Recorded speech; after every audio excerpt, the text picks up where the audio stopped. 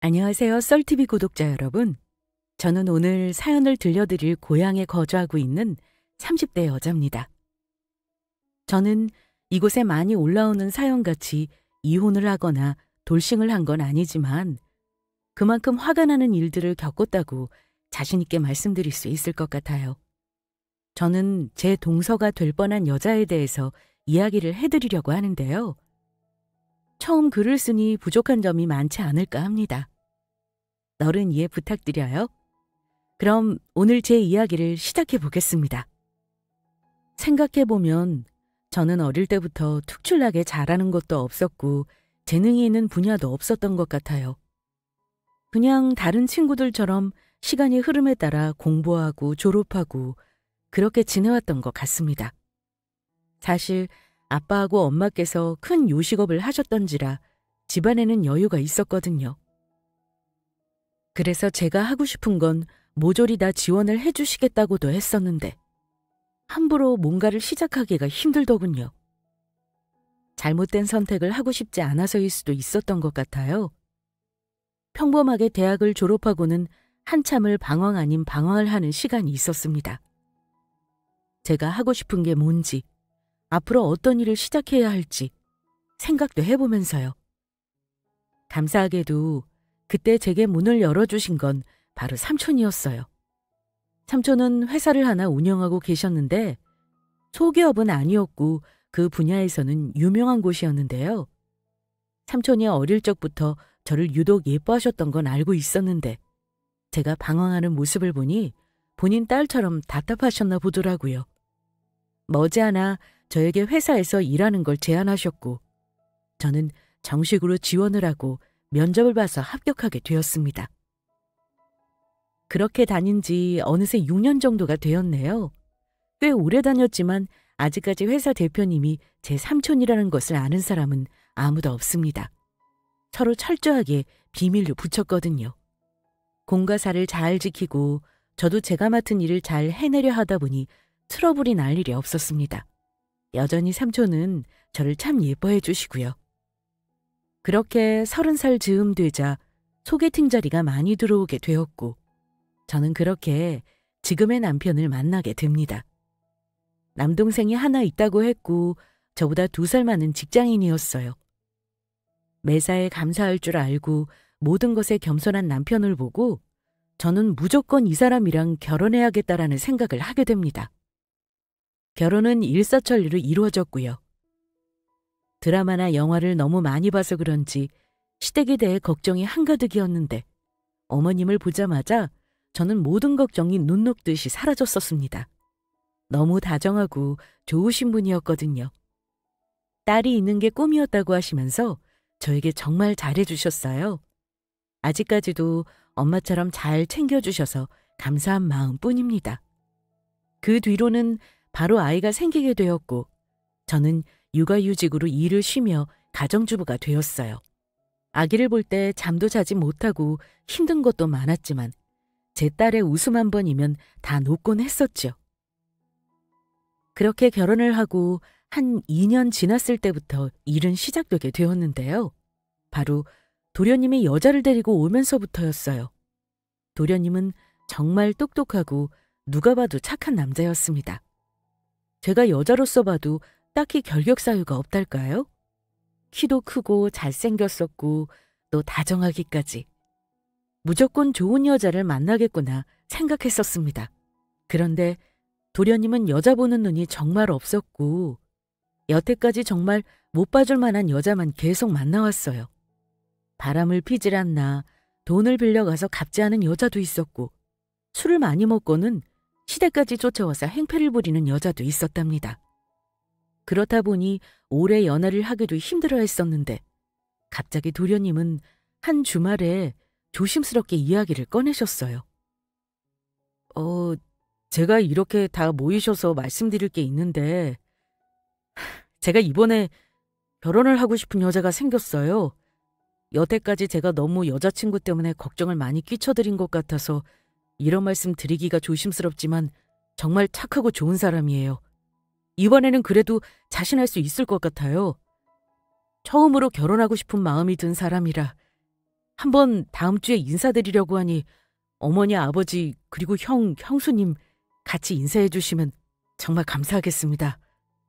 도련님은 벌벌 떨면서 이야기를 꺼냈고 그 진심이 느껴져서 그런지 모두가 환영하는 분위기였어요. 아이고, 우리 아들이 고민이 많았나 보구나. 너가 그렇다고 하면 그런 거지. 좋은 처자일 거야. 나도 너무 궁금하네. 아무 걱정 없이 오라고 전해주렴. 어머, 그러게요. 도련님 축하드려요. 당연히 좋으신 분일 거예요. 이제 동서가 들어온다니 저도 너무 기대돼요. 그렇게 아무 걱정하지 말라고 도련님을 모두 응원했고 대망의 그 주 주말이 다가왔어요. 그날 설레기도 하고 떨리기도 했었던 것 같아요. 아침부터 어머님도 얼마나 전화를 주시던지 함께 긴장하지 말자고 하며 얼마나 통화를 했는지 몰라요. 어머님은 아침부터 열심히 음식을 준비하셨고 저도 나름 환영한다는 마음으로 선물까지 준비했고요. 처음이라 동서도 많이 떨릴 테니 챙겨줘야겠다라는 생각만 했던 것 같습니다. 집에 들어가니 맛있는 음식 냄새가 나고 있었고 새로운 동서도 이미 도착을 했더라고요. 저는 환하게 웃으면서 인사를 했습니다. 그때까지는 이상한 낌새가 전혀 없었어요. 어머, 반가워요. 도련님한테 말씀을 들었는데 생각했던 것보다 훨씬 더 인상이 좋으시네요. 아니에요. 저도 오빠한테 형수님 얘기를 많이 들었는데 정말 좋으신 분이라고 칭찬을 입이 마르도록 하더라고요. 앞으로 잘 부탁드려요. 제가 아직 부족한 게 많아서요. 저도 잘 부탁해요. 이렇게 말 예쁘게 하는 걸 보니까 왜 우리 도련님이 결혼하고 싶어 하는지도 알겠네요. 도움이 필요하면 언제든지 말해요. 앞으로 잘 지내봐요. 서로 웃으면서 반갑게 인사를 나누고 기분 좋게 식사를 마무리했습니다. 중간중간 어머니께서도 음식해 주셔서 감사하다고 하고 도련님도 열심히 챙기는 걸 보니 어리지만 야무진 아가씨라고 생각을 했죠. 생각했던 것보다 더 괜찮아서 우리 집안에 오게 된 것 자체가 기분이 좋더라고요. 그 정도로 첫인상이 너무 좋았습니다. 이제 슬슬 이상한 낌새를 눈치채게 된 건 커피를 마실 때였는데요. 그때 동서는 저에게 궁금한 게 많은지 이것저것 물어보더라고요. 아직 결혼을 하지 않았지만 편의상 동서라고 하겠습니다. 형님, 그럼 지금은 일을 하고 계시는 거예요? 아니요. 지금은 일하다가 육아휴직으로 좀 쉬고 있어요. 애 보는 것도 만만치 않고 체력적으로 무리가 있겠더라고요. 아, 집에서 노시는구나. 놀지 않아요. 집안일도 손이 많이 가는 일이라. 동서는 어디에서 일하는데요? 어떤 일 하는지 물어보지도 않은 것 같아서. 말하면 아시려나 모르겠는데 나름 이곳에서 유명한 기업이거든요. 저도 여기 들어오느라 고생 좀 했어요. 물론 집안이라고는 다른 고생이 있겠지만 나중에도 궁금하시면 그때 말씀드릴게요. 지금은 애기 보시느라 정신이 없으시잖아요. 그래요, 그럼. 그냥 직장을 물어본 것뿐이었는데 말하면 모를 거라고 대답하는 게 정상인가요? 그리고 육아휴직으로 쉬고 있다고 했는데 집에서 논다고 하는 말도 웃겼고요. 그때부터 생각했어요. 자기가 직장으로 어렵게 들어갔다고 자랑하고 싶어 하는구나.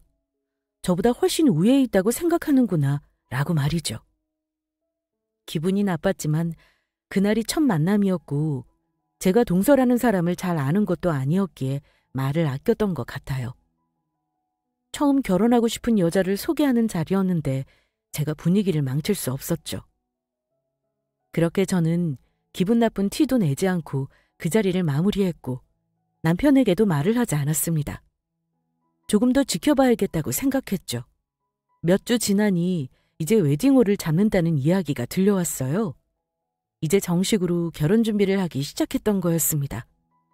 그때 남편이 저에게 말을 했습니다. 오늘 동생한테 전화했는데 이번 주에 재수 씨하고 다 같이 밥을 좀 먹자던데. 어때? 이제 결혼도 하니까 친해질 겸 해서 같이 먹고 싶나 봐. 괜찮아? 수영이가 싫으면 괜찮고. 싫은 게 뭐가 있어. 그냥 그렇게 해. 어차피 한 가족 될 사이인데 자주 얼굴 보면 좋지 뭐. 그렇게 그 주 주말 저희는 넷이 만나게 되었는데요.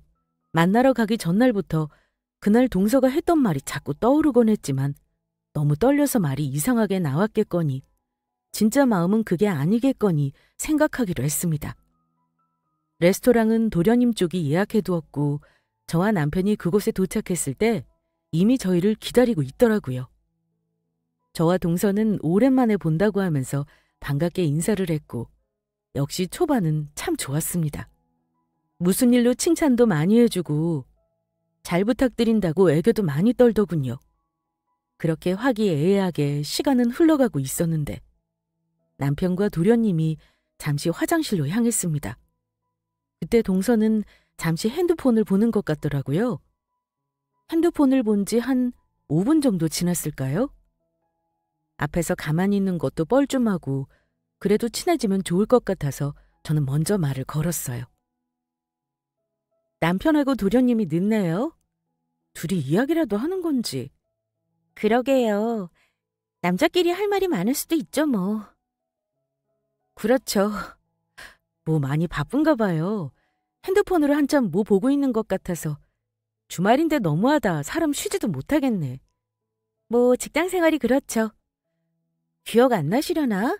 회사가 어떻게 돌아가는지도 까먹으시지 않으셨어요? 꽤 쉬셨다면서요. 동서는 저를 쳐다보지도 않고 가벼운 말들을 내뱉었고 제가 대답하기도 전에 먼저 무시하는 말들을 쏟아내더라고요. 저는 여자들도 계속 일을 해야 한다고 생각해요. 힘들긴 하겠지만 그래도 살아있는 기분이 들잖아요. 내 능력을 어딘가에 쓸 수 있고 그 노동의 대가로 돈도 벌 수 있고요. 물론 애기 보는 거 힘들죠. 애 낳으시는 것도 그러셨을 테고요. 근데 그렇게 계속 아이 본다고 하면서 놀고 하시면 그거 사람들이 다 핑계로 봐요. 저한테만 말씀해보세요. 사실 핑계잖아요. 안 그래요? 동서니까 말 놓는 게 낫겠죠? 동서, 근데 함부로 그렇게 말하는 건 아니야. 집에 있다고 해서 내가 뺑뺑 노는 것도 절대 아니고. 에너지는 아마 회사에서 가만히 앉아있는 동서보다 내가 더 많이 쓸걸? 동서가 말하는 게 뭔지는 알겠는데 사람들 사정이 다 같진 않잖아. 쉽게 말하지 말자고? 노시는 건 아니지만 집에 편하게 계시는 건 맞으니까요. 형님도 웬만하면 얼른 일 찾으세요. 그게 훨씬 형님 건강에도 좋아요. 그 순간 남편과 도련님이 다시 돌아왔고 저는 표정 관리를 할 수가 없더라고요. 어쩜 그렇게 아무렇지 않게 그런 말들을 할 수가 있는지 화가 나서 참기가 힘들었죠. 남편은 제 기분을 눈치를 챘는지 얼른 자리를 마무리하려고 했고 저 또한 빨리 그 자리를 일어나는 게 맞겠다고 생각했습니다. 오늘은 여기까지 해요. 재수 씨도 아무래도 불편할 거고 너도 힘들 텐데 얼른 들어가. 고생했다. 그래, 형수님도 와주셔서 감사해요. 이래저래 여자친구한테 잘해주셔서도 감사하고요. 그러자 동서는 갑자기 저희에게 선물을 준비했다고 하면서 차로 허겁지겁 향하더군요. 잠시만요. 제가 어제부터 준비한 게 좀 있어서 드리고 싶은 게 있어서요. 특히 형님께요. 이래저래 너무 감사해서. 어머, 나한테? 말만으로 고마운데 무슨 선물을. 이거 받으세요. 이거 요새 유행하는 보석 십자수예요. 심심할 때 하면 딱일 것 같아서요. 형님, 집에서 할 일 많이 없으시잖아요. 그때 이거라도 하시면 시간 금방 가실 거예요. 어때요? 마음에 드세요? 동서는 아무것도 모른다는 듯이 저에게 십자수 세트를 건넸고 저는 황당함에 받지도 않고 가만히 서 있었어요. 그러자 도련님은 눈치를 보면서 동서에게 말했습니다. 너 형수님이 얼마나 바쁜데 이런 선물을 준비했어. 형수님 죄송해요. 아직 결혼도 안 하고 주위에 아기 낳으신 분 없어서 아직 뭘 모르나 봐요. 죄송합니다. 빨리 갔다가 다시 넣어. 앉으실 시간도 없을 텐데 어떻게 이런 걸 하시라 해. 아니 난 그냥 정말 집에서 계속 일도 안 하고 계시니까 심심하실까 봐 나름 고민한 건데. 알겠어. 죄송합니다 형님. 그래도 나름 좋고 비싼 거 골라서 한 건데요. 동서는 저에게 죄송하다고 하면서 고개를 살짝 숙였지만 저는 알고 있었어요. 이게 진심이 아니라는 것을요. 얼마나 저를 무시하고 있고 일을 안 한다고 약을 올리고 싶은지 잘 느껴지는 대목이었습니다. 남편과 도련님이 없을 때 한 그 말들, 애를 본다고 일을 안 하는 건 핑계다라는 말, 또 저에게 십자수를 주면서 나름 비싸다고 한 것. 집에 와서도 저는 계속 곱씹게 되더라고요. 맨 처음 만났을 때 집에서 노시는구나 라고 했던 말이 이젠 실수라고 느껴지지 않았고, 이 사람의 인성에 대해서 의구심이 들기 시작했습니다. 그날 이후로 남편은 동서 이야기를 할 때 제 눈치를 살피면서 말을 했고, 동서와 만나는 자리는 최대한 알아서 피해주는 것 같았어요. 항상 저밖에 모르는 배려심 깊은 남편이었죠. 한참 또 동서를 보지 않고 소식을 듣지도 않으니 마음이 좀 편해지더라고요. 점점 잊어가고 있었던 그때 동서는 또 제 속을 뒤집어 놓기 시작합니다. 아기를 겨우 낮잠 재우고 조용히 TV를 보고 있었는데 갑자기 핸드폰이 울리는 게 아니겠어요? 형님, 안녕하세요. 잘 지내셨어요? 응, 동서. 오랜만이야. 무슨 일 있어? 다름이 아니고 지금 형님 댁 문 앞인데 문 좀 잠시 열어주시겠어요? 아기가 잘까봐 초인종도 못 누르겠네요. 이 말을 듣고 저는 깜짝 놀라 바로 문을 열어주었어요. 어머나, 동서. 말도 없이 이게 무슨 일이야? 뭐 좀 부탁드릴 게 있어서 잠시 왔어요. 들어가도 되죠? 동서는 대답도 듣지 않고 거실로 들어오더니 큰 가방을 하나 내려놓더라고요. 힘들어라. 물 좀 주시겠어요? 그래. 무슨 일인데? 뭔 일 있어? 다름이 아니고 형님한테 딱 맞는 일이 하나 있어서 가지고 왔어요. 딱 형님 거라서. 일? 뭔데? 여기 종이에다가 수량하고 목적지 맞는지 확인하시고 도장만 찍어주시면 되거든요. 여기 표로 다 나와 있으니까 이쪽에서 확인하시면 되고요. 간단한 거예요. 근데 몇 년 거를 지금 회사에서 다 정리하다 보니 너무 오래 걸릴 것 같아서 제가 다 가지고 왔어요. 아니, 이거 직장에서 하는 거 아니야? 근데 이걸 이렇게 막 가져와도 돼? 아유, 어차피 제가 다 해야 하는 거예요. 형님, 어차피 할 일 많지 않으시니까 이것 좀 도와주세요. 제가 장당 얼마 쳐드릴까요? 장당 1,000원 드리면 되려나? 사실 어려운 거 없거든요. 그냥 확인만 하고 도장 찍는 거니까요. 무슨 소리야, 동서. 내가 그걸 왜 해? 동서 일인데 나한테 왜 시키냐고. 에이, 참 형님도 말 서운하게 하시네. 제가 이걸 왜 시킨다고 생각하세요? 어차피 부업 이런 거 찾으셔야 하는 거 아니에요? 어차피 집에서 그냥 애 보면서 놀고 계시는데 이거 그냥 애 재우시고 간단하게 하실 수 있는 거니까 제가 형님 위해서 일을 찾아온 거예요. 오히려 저한테 감사해야 할걸요? 이거 꽤 많으니까 다 하시면 몇만 원이라도 버실 거예요. 잘하시면 제가 좀 더 가져다 드릴 수도 있고요. 이걸 여기까지 들고 오는데 얼마나 힘들었는지. 이거 보세요. 무게가 장난 아니죠? 저는 정말 이제는 못 참겠다는 생각이 들더군요. 얼마나 저를 무시해야 장당 1,000원의 부업을 하라는 말이 나올까요? 동서, 아무리 그래도 이건 경우가 아니지. 내가 시간이 비어서 일거리 좀 달라고 부탁한 상황도 아니고 말도 없이 갑자기 찾아와서 봉투를 툭 내려놓더니 1,000원씩 줄 테니까 이걸 하라고? 내가 왜? 내가 그렇게 아무것도 안 하는 것처럼 한심해 보였어? 사람 무시하는 것도 적당히 해야지. 동서도 나한테 도움받아야 할 때가 있을 수도 있고 나한테 부탁해야 할 때가 올 수도 있어. 제가요? 제가 형님한테 부탁을 해야 할 일이요?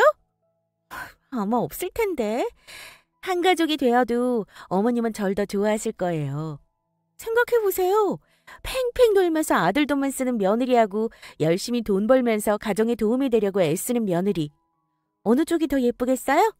동서는 정말 어머님에 대해서 아무것도 모르는구나. 어머님 사람 잘 보셔. 우리보다 한 수 더 생각하셔서 사람 보신다고. 그리고 대체 뭐 어디서 일하길래 이 난리야? 무슨 청와대에서 대통령 경호라도 봐? 저는 이 말을 하면서 회사 서류를 들어 올렸어요. 대체 어디서 일하길래 이 정도로 바쁜 걸 자랑하나 싶기도 했고요. 그런데 동서가 다니는 회사가 어디였는지 아세요? 바로 육아휴직 전에 제가 다녔던, 아니, 아직도 제가 몸담고 있는 제 삼촌 회사였습니다. 우연도 어쩜 이런 우연이 있을까요? 보자마자 모든 분노가 사라지면서 동서가 하는 행동이 더 우스워 보이기 시작했습니다. 그리고 동서는 저에게 잘 보여야 했어요. 바로 저와 같은 부서였으니까요. 친한 동료에게서부터 새로운 신입이 들어왔다고 이야기는 들었는데 그게 동서일 줄은 정말 꿈에도 몰랐습니다. 대충 도련님에게부터 하는 일이 저와 비슷하다고는 들었었는데요. 같은 회사, 같은 부서, 이건 하늘이 저를 도와준 게 아닐까요? 저는 보자마자 미소를 지으며 말했습니다.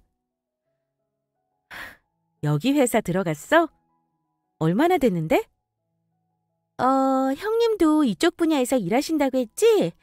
그럼 이 회사 아시죠? 유명하잖아요. 아무도 못 들어가고. 운이 좋았어요. 지금도 회사에서 저를 얼마나 예뻐하는지 다른 회사 가지 못하게 저를 잡고 난리예요. 아마 대표님도 제가 일 잘한다는 얘기는 들었다는 것 같던데. 아무튼 부탁 좀 드려요. 이건 내가 할 시간이 없을 것 같고 그냥 가져가는 게 좋을 듯해. 회사에서 동서 일 잘한다고 좋아한다며. 그럼 그거 다 해내야지. 그리고 동서, 함부로 말하고 다니지 마. 그러다가 큰 코 다친다? 그러자 동서는 제 이야기를 두는 둥 마는 둥 하더니 집을 나섰습니다.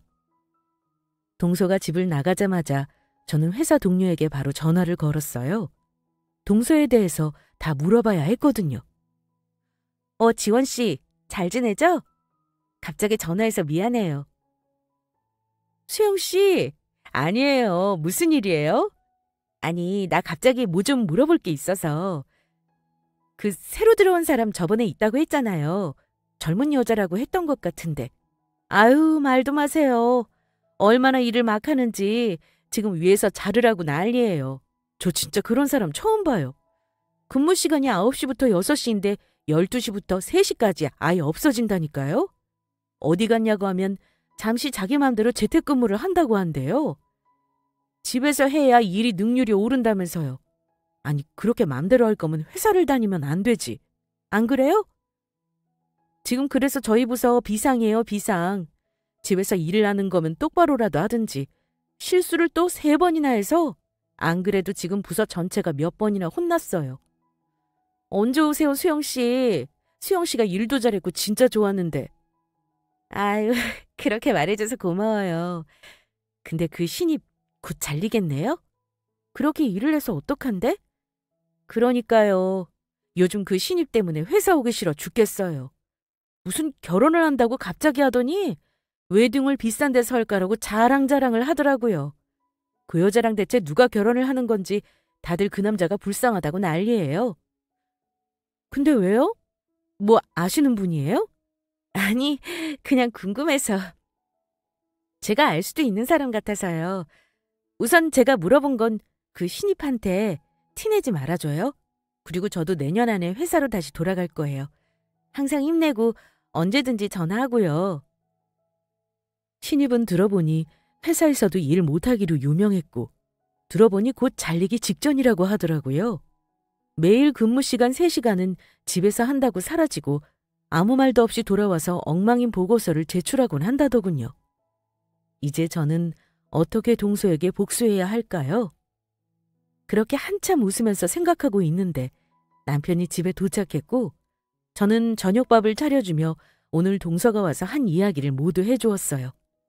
한참 이야기를 하니 남편은 화가 나서 어쩔 줄을 모르더라고요. 이거 안 되겠네. 재수 씨 정말 너무한 거 아니야? 사람을 무시를 해도 적당히 해야지. 자기가 그럴 군번이나 돼? 나이도 제일 어리면서 손윗사람한테 그게 뭐하는 말버릇이냐고? 하여간 저번부터 무슨 십자수를 선물하지를 않나 집에서 노는 사람이라고 말을 하지를 않나. 이 자식은 저번부터 데려오는 여자마다 대체 왜 이래? 이거 결혼을 막아야 하는 거 아니야? 결혼 알아서 그만할 것 같아, 도련님이. 오빠 잘 들어봐. 오늘 동서가 그렇게 회사 서류를 들고 왔잖아. 그러니까 나는 대체 동서가 어디서 일하는지 너무 궁금한 거야. 어디서 일하길래 나를 그렇게까지 무시를 하는지, 어디서 일하길래 그렇게 바쁘다고 자랑을 하는 건지 말이야. 그래서 내가 그 서류를 봤거든? 어디에서 일하게? 바로 내 회사 내 부서에서 일하는 신입이었어. 너무 신기하지? 뭐라고? 그게 진짜야? 그렇다니까. 도련님도 진짜 사람 괜찮아서 하늘이 도와준 거다. 어떻게 형수님이랑 여자친구가 같은 회사일 수가 있어? 그러게. 그래서 회사 생활은 잘한대? 어떻대? 뭐 어떻긴. 회사 생활도 엉망이라서 잘리기 직전이래. 이걸 어떻게 복수하지? 이대로 넘어가긴 싫은데. 도련님한테도 이 사실을 다 알리긴 해야 할 거고. 참. 이번엔 명절기잖아. 그때 시댁에 다 모이겠지? 아마 그렇겠지. 아닌가? 내가 이걸 말하는 건 좀 아닌가? 생각을 좀 해봐야겠다. 저는 그때까지만 해도 긴가민가 했어요. 사실 도련님이 선택한 사람이었는데 제가 이래라 저래라 말 전하면서 헤어지라고 하는 것도 아닌 것 같아서요. 도련님이 다 알고 있을 수도 있는 부분이고 또 다 큰 성인이니 제가 개입하는 게 말이 안 되기도 했죠. 조금 더 동서를 지켜보고 말을 해줄지 말지 정해야겠다라고 생각하고 있었는데 우연히 명절 전 주말에 다 같이 시댁에서 모여 저녁을 먹게 되었습니다. 저도 몇 주 만에 동서를 보게 되는 거였죠. 이제는 제가 좀 더 여유 있게 동서를 볼 수 있을 것 같았어요. 도착하니 어머님께서 명절 이야기를 꺼내시더라고요. 이제 곧 명절이잖니. 그래서 이래저래 생각을 해봤는데 새로운 새아가한테 아무것도 시키고 싶지 않아. 아직 결혼한 것도 아닌데 굳이 올 필요도 없는 것 같고 또 우리 수영이는 애기 보느라 힘들 텐데 무슨 명절 음식을 다 챙기라고 하나 싶기도 해서 이번은 그냥 음식 다 내가 하마. 새아가는 시간 나면 잠깐 들러 맛있는 거나 먹고 가고. 그렇게 하자. 서로 힘들 거 없이 말이야. 어머님, 그걸 어떻게 혼자 다 하세요. 같이 해야죠. 동서는 결혼을 아직 안 했으니 오지 않아도 괜찮아. 어머님 말씀대로 시간 나면 들러서 맛있는 거 먹고 가고 그렇게 해. 네, 뭐 어차피 제가 요리도 해본 적도 없고 해서 도움이 되지도 못할 거예요. 형님은 집에서 놀고 먹고 하시니까 오히려 이런 명절이 더 좋으시겠어요. 할 일도 생기고 하면 지루하시지도 않잖아요. 그리고 제가 시집 오고 나서도 이건 확실히 했으면 좋겠는데 제사 같은 것도 형님이 다 하시는 거죠? 명절 음식 같은 것도 말이에요. 어차피 가정주부니 이런 건 형님이 잘 하실 거고 저는 일하는 사람이라 바쁘니까요. 그러자 도련님이 깜짝 놀라서는 동서의 입을 급하게 막더라고요. 지금 무슨 소리를 하는 거야? 형수님한테 너 왜 말버릇이 그래? 빨리 사과드려. 아니 내가 뭐 틀린 말 한 건 아니잖아. 내가 음식을 잘하는 것도 아니고 일하느라 워낙 바쁘니까 집에 계시는 형님 보고 해달라고 한 건데 그게 뭐가 문제가 있어? 오빠도 웃긴다. 돈 버는 거에 따라서 노동도 달라야 하는 거 아니야? 이 말을 듣자 도련님은 부끄러운지 얼굴이 새빨개졌고 저에게 난감한 눈빛을 보내더라고요. 어머님도 자리가 불편하신지 그 자리를 뜨셨고요. 저와 남편은 모든 걸 알고 있었기에 기가 찬 듯이 바라보고 있었습니다. 동서, 내가 말했지. 아직 결혼한 것도 아니니 와서 인사만 드려라. 맛있는 음식만 먹어라라고 나는 최선의 배려를 해준 것 같은데 거기서 집에서 놀고 먹는다는 이야기가 대체 왜 나와야 하는 거지? 틀린 말은 아니잖아요, 형님. 저는 집에서 놀면서 무시당하고 싶지는 않아 하는 사람들을 도저히 이해할 수가 없거든요. 저도 그만두고 싶을 때가 하루 이틀이 아닌데 집안일도 하면서 일도 하잖아요. 저는 일의 능률상 그게 맞을 것 같아서 음식을 하던 분이 일을 하시는 게 맞을 것 같다고 말씀을 드린 거예요. 명절 때 당연히 인사는 오겠습니다. 이제 결혼을 한 거라고 다름이 없으니 그건 지켜야죠. 근데 저희 일은 형님이 더 하시는 걸로. 그렇게 하죠? 처음부터 깔끔하게 하는 게 나으니까요. 제가 어이없어 하자 도련님은 동서를 데리고 허겁지겁 집을 나섰어요. 밖에서는 동서와 도련님이 싸우는 소리가 들렸고 저와 남편은 눈을 마주치고는 아무 말도 하지 않았습니다. 저랑 오래 알던 사이도 아니고 결혼을 하게 되면서 저와 인연을 맺게 된 사이인데 저런 말들을 어떻게 할 수가 있는지 아직까지도 잘 이해가 가지 않습니다. 그날 밤 도련님은 죄송하다면서 사과 전화가 왔고 저는 그러실 필요 없다고 말씀드렸어요. 괜찮다고요. 도련님도 얼마나 난감한지 이해하고 있다고도 말했습니다. 그렇게 명절은 다가오고 저는 명절날 동서에게 본때를 보여줘야겠다고 생각했어요. 중간에 전화 와서는 얼마나 또 집에서 논다고 하면서 무시를 하던지 이제는 더 이상 못 참겠더군요. 그러던 중 갑자기 삼촌께서 전화를 주셨어요. 어머 삼촌, 제가 먼저 연락을 드렸어야 했는데 죄송해요. 잘 지내시죠? 별일 없으시고요? 누가 먼저 하면 어떠냐? 난 똑같지 뭐. 우리 수영이 잘 지내나 궁금해서 전화했어. 그렇게 안부 인사를 전한 뒤 저는 여태까지 제가 동서에게 무시당했던 일들을 다 털어놓았어요. 얼마나 속상하던지 부모님께는 차마 말씀을 못 드렸는데 어렸을 때부터 저만 예뻐해 주시던 삼촌께는 어떤 말도 할 수 있겠더라고요. 삼촌은 한참을 들으시더니 저에게 말씀하셨습니다.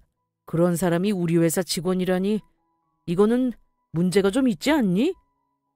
지금 수영이가 이곳에서 일하는 것도 그 동서는 모른다 이 말이지? 알았다. 우리 수영이가 알아서 잘 해결할 거라고 생각한다. 그렇게 삼촌과 전화를 끊었고 명절날이 다가왔습니다. 저는 이것저것 동서에게 보여줄 것들을 챙겨서 시댁으로 향했는데요. 역시 동서는 도착하지 않았고 음식이 거의 다 마무리가 되어서야 시댁으로 들어오더라고요. 그것도 저녁 시간 딱 맞춰서 말이에요. 어머님, 형님, 저 왔어요. 힘들어라. 저 여기 좀 누워도 되죠? 명절인데 바빠서 잠깐 회사 가서 일을 했거든요. 이것 봐요, 형님. 이렇게 해야 딱 형평성에 맞잖아요. 저는 더 이상 못 참겠어서 동서에게로 향했습니다. 그래서 동서, 너 어디 회사 다닌다고 했지? 여기요, 사원증. 왜요? 전화라도 하셔서 물어보시게요? 아니, 나 때랑 똑같은지 좀 보려고. 나 여기 내 사원증. 한번 봐봐. 꼭 보여주고 싶어서 가져왔어. 동서는 제 사원증을 번갈아서 보더니 놀란 듯이 입을 벌리더라고요. 너랑 같은 부서더라고. 어쩜 이런 우연이 다 있지? 내가 직속 선배야. 만나서 반가워. 얘기 많이 들었어. 나 곧 다시 들어갈 텐데 그때 같이 일하겠네? 왜 거짓말을 하세요?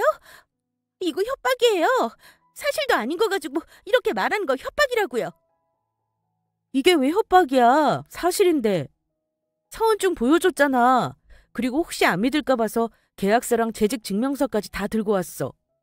동서, 내가 뭐라고 했어? 사람 일 어떻게 될지 모른다고 입 조심하라고 했잖아. 그렇게 떵떵거리고 있는 회사에서 내가 선배일 줄은 꿈에도 몰랐지. 근데 들어보니 너 회사에서도 잘릴 것 같더라? 일을 왜 그렇게 해?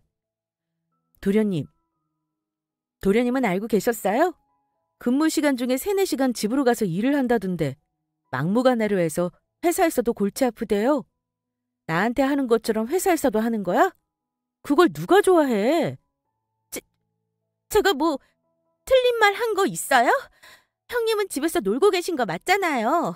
그래서 명절 음식 하라고 한 건데 회사 일도 제가 잘못한 거예요? 어떻게든 일의 능률만 오르면 되는 거잖아요. 어떻게든 일만 잘하면 되는 거 아니에요? 왜 꼭 사무실에 나와서 해야 하는데요? 아예 출근을 하는 것도 아니고 한 3시간 정도만 집으로 가서 점심 먹고 한다고요. 그니까 그게 지금 말이 되는 소리냐고. 그래, 100번 양보해서 3시간 집에서 일한다고 하면 일을 좀 잘하던지 남들보다 특출나게 잘하던지. 그것도 아니고 그것도 사고만 치고 다녀서 얼마나 분위기가 흉흉한지 알아? 그리고 내가 무슨 집에서 놀아? 애 보랴 내조하랴 집안일하랴 몸이 10개라도 부족한데. 동서 나랑 하루라도 바꿔서 생활해볼래?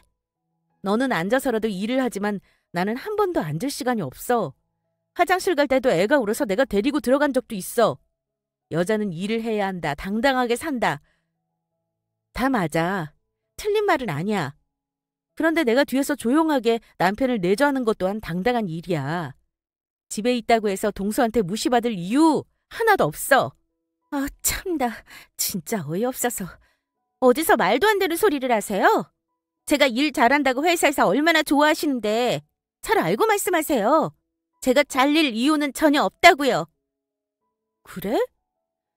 아마 동서는 잘못 알고 있나 보다. 그리고 나 말할 거 더 있는데. 처음 우리 같이 밥 먹던 날 십자수 선물해주는 건 어디서 배운 예의야? 가정주부한테 너는 시간 남아도니까 다 십자수 하라고 주고 다니니? 못된 것만 배워선. 내가 가만히 있으니까 웃어 보이디? 그리고 갑자기 집으로 들어와서 하는 말이라고는 뭐? 장당 1,000원이니까 부업을 해? 말끝마다 놀고 먹는다는 소리만 하고 있고 아무것도 모르면서.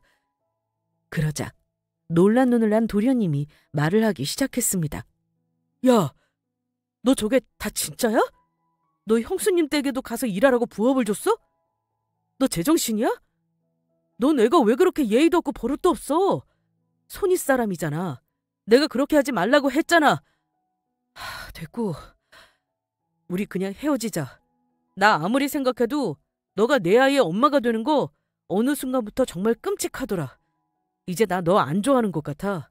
너의 모든 행동이 정이 떨어져. 그냥 나가줄래? 지금 그게 무슨 소리야? 저딴 여자 소리 듣고 나보고 헤어지자고? 그게 말이 돼? 너는 내 편을 들어줘야지. 내 앞에서 같이 너 형수님한테 놀고 먹으니까 좋으냐고. 그런 소리 우리 여자친구한테 하지 말라고 해야 하는 거 아니야? 어? 너 우리 형도 있고 하니까 함부로 말하지 마. 형수님 누구보다 좋은 분이야. 너보다 훨씬 좋으신 분이고 현명하신 분이라고. 내가 그 말도 안 되는 편을 왜 들어줘야 하는데? 그냥 헤어져. 이제 앞으로 연락하지 마. 끝이야. 그런데 갑자기 동서의 휴대폰이 울렸고 동서는 울면서 직장이라고 하며 전화를 받더라고요. 밖으로 목소리는 다 흘러나왔는데 상대방의 목소리는 바로 제 삼촌의 목소리였습니다. 저 대표되는 사람입니다. 전화통화 가능하시죠? 네, 대표님. 무슨 일로? 계약에 위반되는 내용이 있어서 연락드렸습니다. 회사 근무 시간 내에 마음대로 이탈을 해서 집으로 간다고 하시던데 맞죠? CCTV도 다 확보되어 있어서 따로 변명을 들을 필요는 없을 것 같다만 일하신 지 얼마 되지도 않았는데 계약에 위반되는 것들이 한두 가지가 아니네요. 그냥 다음 주부터 출근하지 말아주십시오. 해고 처리하겠습니다. 네? 제가 해고요?